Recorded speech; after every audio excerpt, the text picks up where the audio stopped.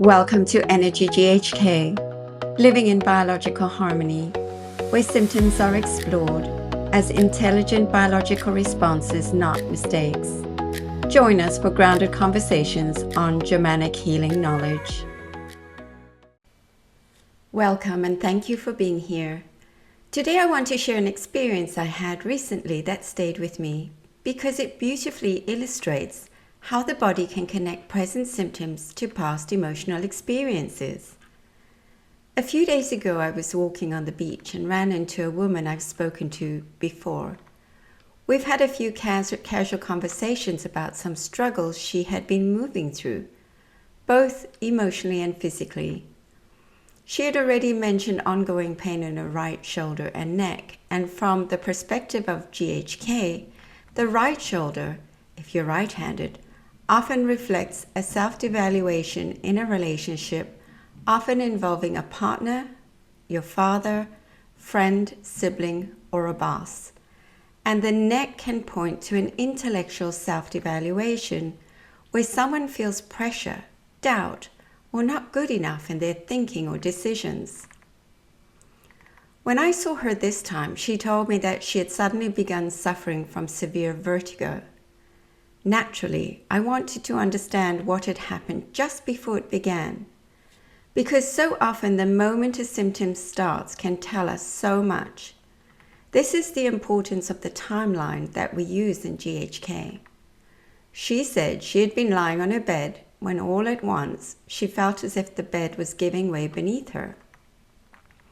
It was as though she were dropping or falling, even though she was completely safe.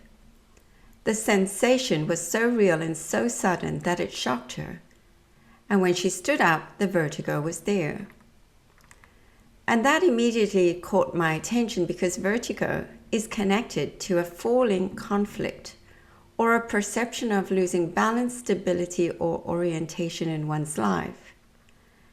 The important thing here is that the body responds not only to what is physically happening, but to what the person experiences in that moment.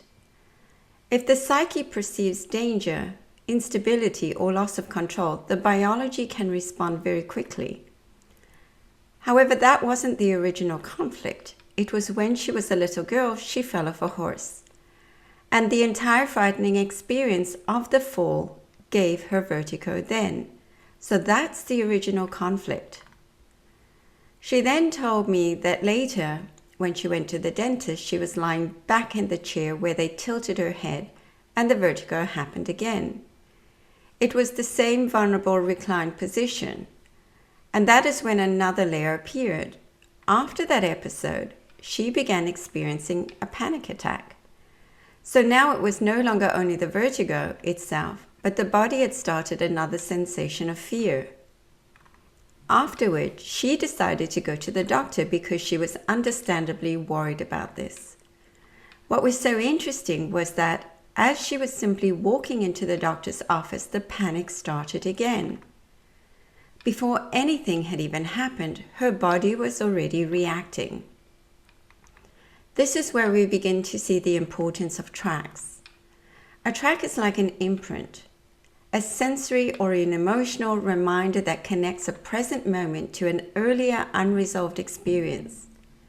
It can be a place, a smell, a posture, an environment, or even the feeling of anticipation itself.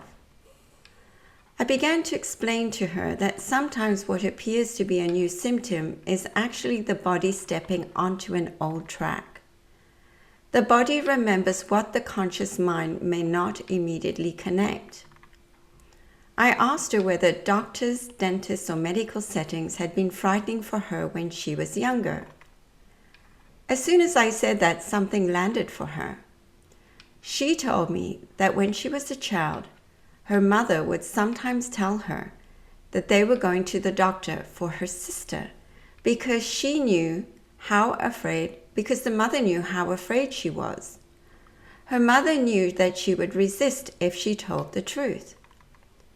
They would say it was for someone else, and only once they arrived would she realize that she was the one being taken in. She described how upsetting and frightening it was for her. She would panic, resist, feeling deeply distressed, but there was no way out. When she shared that, everything began to make sense. For a child, an experience like that can be enormous. It is not just about an injection, a vaccine, or the toxins in them. It is the entire experience. The shock of being surprised, the fear of what is about to happen, the loss of trust, the feeling of being trapped, the separation from safety, and the helplessness of not being able to stop what is coming. The child does not analyze it intellectually. The child feels it through the entire body. This is something I often speak about in our anxiety course, especially when we look at how early experiences can lay down very deep tracks in the system. Myself and Julie have created this amazing anxiety course that will help people uncover those onion layers. People often focus only on the physical substance involved in an event. But from the perspective of GHK, what matters just as much is how the person experienced the moment. It is the emotional conflict shock, the unexpected nature of it, the feeling of isolation, fear, helplessness, or betrayal that determines how the body responds. When a child is taken into a medical setting and frightened, there may be many layers happening at once. There can be a separation conflict from being taken out of the mother's arms or away from what feels familiar and safe. There can be a motor conflict from being held down and unable to escape. There can be a scare-fright conflict from the shock of seeing the needle or anticipating pain. There can also be a deep fear tied to the environment itself and all those in it.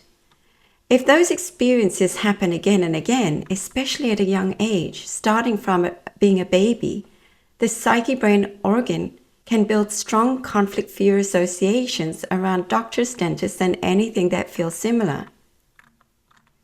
In this woman's case, what may have happened is that the sensation of falling on the bed triggered the first conflict. Then the position in the dentist's chair or the needle put into her mouth matched part of that earlier track and reactivated the fear. Finally, walking into the doctor's office brought her back to the whole emotional atmosphere her system already associated with danger, and the body responded before her mind had time to reason through it. This is why it is so important to look carefully at when symptoms begin and what surrounded them. We have to ask not only what the symptom is, but what the person was feeling, where they were, what position they were in, what they were eating, and what that moment may have reminded the body of. Very often, what seems like it is unpredictable is not random at all. There is a pattern, and once we can see it, the person begins to feel less afraid. That is one of the most important pieces in all of this. Fear amplifies everything. The first symptom may be unsettling, but then the fear of it happening again and again can become a second conflict, a hanging healing. The anticipation of their next episode adds another layer, and very quickly the person is no longer reacting only to the original event. They're reacting to the memory, the expectation, and the fear surrounding the symptom itself. This in GHK is called a hanging healing. What brings relief is understanding. When someone can see that their body is not betraying them, but responding to a meaningful experience, we begin to ease from the fear. The symptom may not vanish in an instant, but the person often feels less powerless. They begin to separate past from present. They can say to themselves, this is not happening to the child I once was. I'm here now. I'm aware. I can breathe. There's no tiger chasing me. I can see the pattern. I can help my body feel safe again as a grown-up person. I'm not a little baby anymore. I can deal with this. This shift in the subconscious matters deeply because the body, the subconscious, needs a new experience. It needs truth where there was previously surprise. Safety, where there was fear, and presence where there was helplessness. A way to reframe the situation. The more gently a person can bring awareness to the track without feeding it with more panic, the more possibility there is for the cycle to unwind. What touched me most in this conversation was how quickly she realized the connection once we spoke about it. Her symptoms had seemed confusing and frightening, but when she remembered those childhood doctor visits, the whole picture changed. That is often where healing begins, not in forcing the body or medicating, but in understanding and listening to what the symptoms are connected to. The body is always speaking through the language of perception, emotion, and biology. We're not supposed to hold on to fear for so long. A deer doesn't overthink it or spend days in depression after a tiger chases him. He runs, he stops, he shakes it off and continues life. He continues eating and grazing. If you've ever had a symptom that seems to flare in certain places, around certain people, or in particular situations, it may be worth gently asking yourself what your body remembers. Sometimes the present moment is touching an older experience that never fully settled. When we can identify that, we can begin to bring calm and clarity into places that once held only fear. Thank you for being here with me today. I hope this gives you a deeper understanding of how symptoms can be connected to tracks, triggers, and past experiences, and why compassion and curiosity are so important in the healing journey. If this perspective speaks to you and you'd like to go deeper, you can explore our work and courses at www.energyghk.com, where we teach how to understand symptoms through the lens of Germanic Healing Knowledge and how to begin seeing the body with more trust, awareness, and peace.